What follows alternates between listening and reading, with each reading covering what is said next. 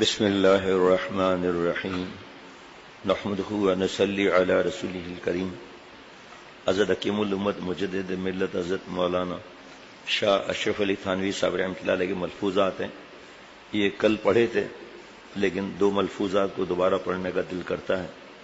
ارشاد فرمایا کہ اللہ تعالی سے تعلق پیدا کرو، اس کا اثر یہ ہوگا کہ فقدان اسباب میں بھی ایک سبب راحت کا موجود رہے گا، کیونکہ یہ شخص اللہ تعالیٰ کو محبوب حکیم سمجھے گا، اور جب اللہ تعالیٰ سے محبت ہوگی تو پھر کسی حالت میں اس کو کلفت نہ ہوگی۔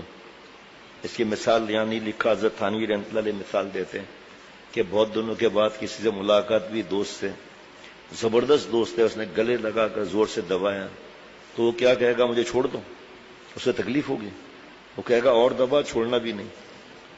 اور یہاں اللہ تعالیٰ سے ایک معاملہ ہو جائے گا، ایک سارے اسباب جل گئے لیکن ایک سبب اس کے ذہن میں رکھے گا کہ اللہ میرے ساتھ ہے، میری ہی مصلحت ہے اس کے اندر۔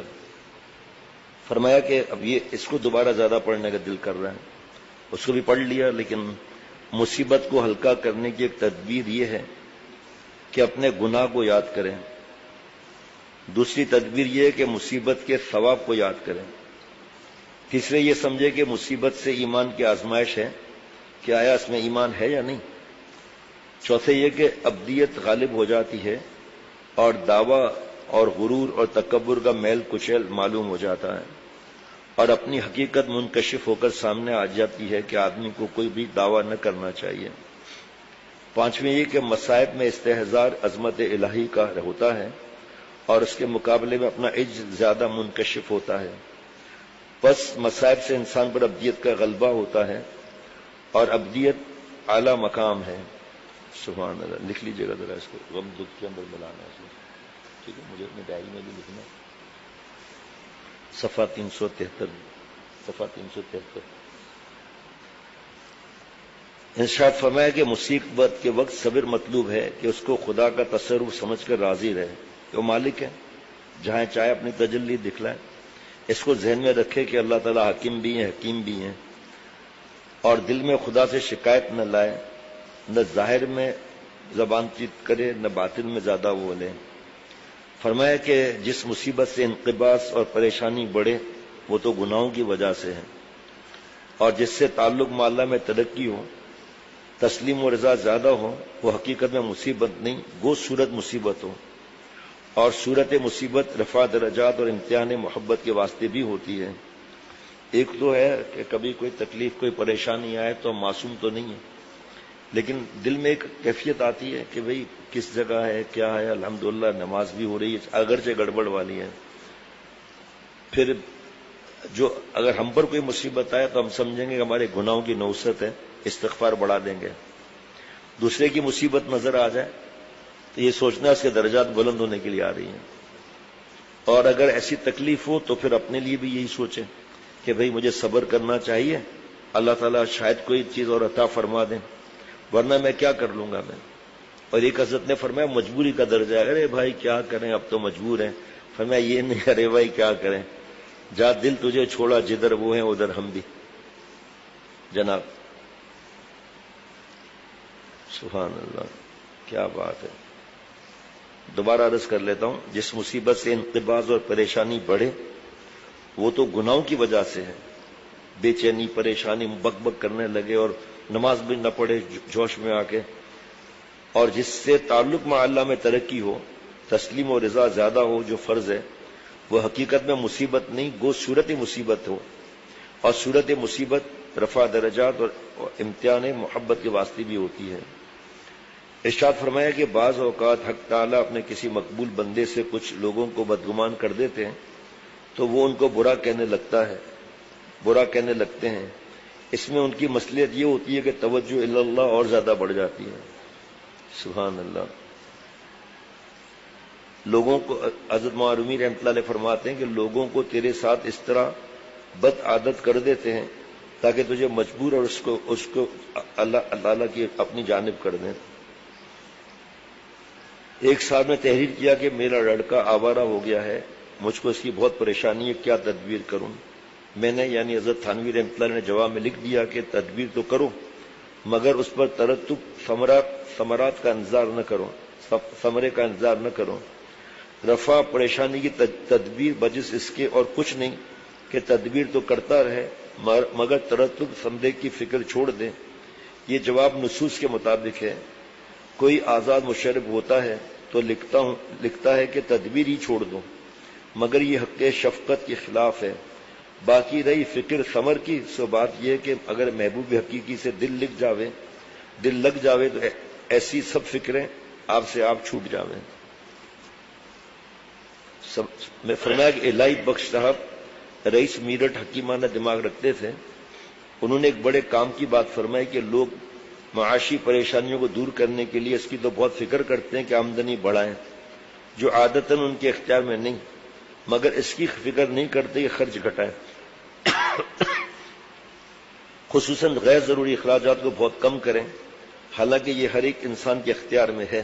اس پر حضرت مجدد کے مواعظ ثلاثہ میں تقریباً 4 یا 5 صفحات ملے ہیں۔ کئی مہینے ہو گئے بیان کا موقع ہی نہیں مل رہا، اس لیے خود مشورہ کر کے کتاب پڑھنی چاہیے اور جو کیفیات ہیں اس کی اصلاح کرانی چاہیے۔ وہ کب پڑھیں گے، کب دل میں اترے گا؟ ابھی اس وقت ہم لوگ الحمدللہ 600 میں سے 375 صفحات پہ پہنچ گئے ہیں۔ آپ مجھ سے پرسوں پوچھ لیجئے، مجھے کچھ یاد ہی نہیں ہوگا پرسوں کیا بیان ہوا تھا، پھر صفحہ 60 پر کیا تھا یاد نہیں رہے گا، نہ سنانے والے کو نہ سننے والے کو یاد رہے گا۔ اب اس میں جو توکل گیا ہے اور جناب رضا بالقضاء کے ملفوظات گئے ہیں، مٹنے کا، تواضع کا، اور یعنی کتنے اس میں ملفوظ گئے ہیں یاد ہی نہیں۔ اب آسان طریقہ ہے کہ شیخ سے پوچھیں، سنتا رہے بیان بھی، میں خود بھی اللہ مجھے سناتے ہیں، سنتا بھی رہے اور سناتا بھی رہے اور پڑھتا بھی رہے اور پوچھتا بھی رہے۔ جناب ایک شخص نے بلا وجہ نوکری چھوڑ دی تھی، پھر باوجود بےحد کوشش اور صحیح کے بھی تمام عمر نوکری نہیں ملی۔ اپنے ذریعہ معاش کو چھوڑنا بلا ضرورت شدیدہ شرعی مناسب نہیں، یہ بھی ایک قسم کی ناشکری اور کفران نعمت ہے۔ حضرت حاجی صاحب رحمۃ اللہ علیہ فرمایا کرتے تھے، ضعفاء کو ناجائز اسباب معاش کو بھی نہ چھوڑنا چاہیے جب تک کوئی ذریعہ جائز نہ مل جاوے، البتہ استغفار اور جائز ذریعے کوشش میں لگا رہے۔ حضرت والا کا جملہ بیچ میں تو وہ بتا رہا ہوں، حضرت والا رحمۃ اللہ علیہ فرماتے تھے جس طرح بے روزگار نوکری تلاش کرتا ہے اس طرح تلاش کریں۔ پہلے اگر بریانی کباب کھاتا تھا اب چٹنی روٹی کی فکر کر لے، حرام ذرائع سے بچے۔ یہ سبحان اللہ۔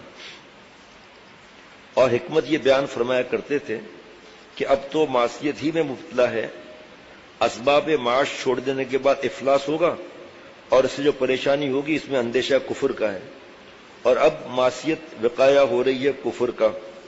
کیسی حکیمانہ بات فرمائی، ہاں اگر جائز صورت مل جائے تو اس وقت اس ناجائز کو فوراً چھوڑ دیں۔ جناب آخری ملفوظ آج کا،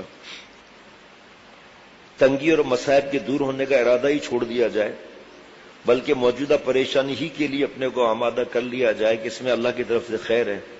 بس 2 چیزوں کا التزام کر لیا جائے، دعا زوال معصیت کی، دعا زوال مصیبت کی، اور استغفار، اور ثمرات کو آخر میں سمجھا جائے۔ بس یہ علاج ہے سارے علاجوں کا، جس میں علاج ہی مقصود ہے، صحت مقصود نہیں۔ جناب اللہ اکبر، یہ بھی لکھ لیجئے گا، اس کو ہم ایک کر لیں گے 376 صفحہ پر۔ حالت مصیبت کے احکام حسب ذیل ہیں۔ حالت مصیبت میں ابتلا ہو تو صبر کیا جاوے کہ مومن کی یہی شان ہے، چنانچہ رسول اللہ صلی اللہ علیہ وسلم کا ارشاد ہے کہ مومن کی عجیب حالت ہے کہ اگر اس کو خوشی پہنچتی ہے تو شکر کرتا ہے اور اگر مصیبت پہنچتی ہے تو صبر کرتا ہے، دونوں حالتوں میں نفع رہا۔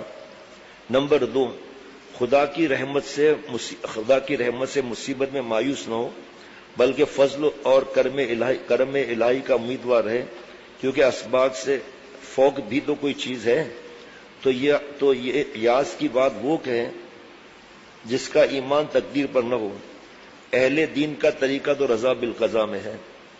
نمبر 3، مصیبت کی وجہ سے دوسرے احکام شریعہ میں کوتاہی نہ کریں۔ نمبر 4، خدا سے اس مشکل کے آسان کر دینے کی دعا کرتا رہے اور تدابیر میں مشغول رہے، مگر تدبیر کو کارگر نہ سمجھے، اور دعا کا حکم اس لیے ہے کہ تدبیر میں بغیر دعا کے برکت نہیں ہوتی۔ نمبر 5، استغفار کرتا رہے یا اپنی گناہوں سے معافی چاہے۔ نمبر 6، اگر مصیبت ہمارے کسی مسلمان بھائی پر نازل ہو تو اس کو اپنے اوپر نازل سمجھا جاوے، اس لیے کہ ویسے ہی تدبیر کی جائے جیسا کہ اگر اپنے اوپر مصیبت نازل ہوتی تو اس وقت کرتے ہیں۔